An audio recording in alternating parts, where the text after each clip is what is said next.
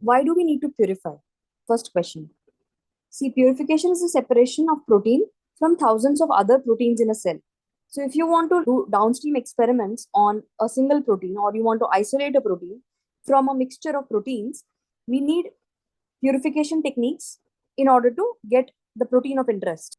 Your source from which you are going to derive the protein can be tissue, blood, cell culture, bacteria, or anything else.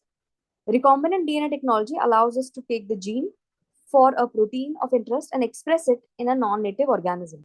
We can purify a specific protein or an activity and typically purify milligram amounts.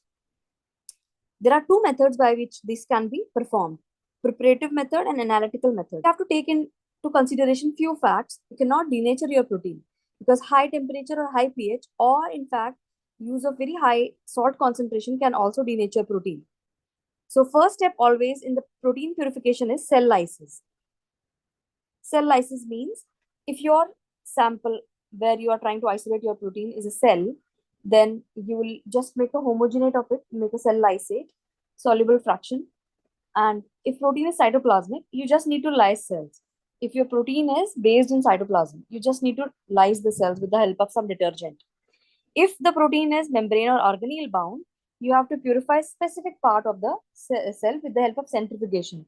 Centrifugation is a technique by which you use centrifugal as well as gravitational force to separate your protein. So in order to take care of the protein denaturation, we consider certain buffers, usually in the range of 20 to 100 millimoles. These buffers prevent changes in pH and they control the temperature.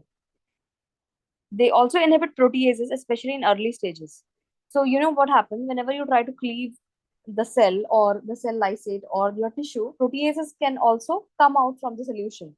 So you want to inhibit those proteases because proteases are the enzymes which can nature your protein sample.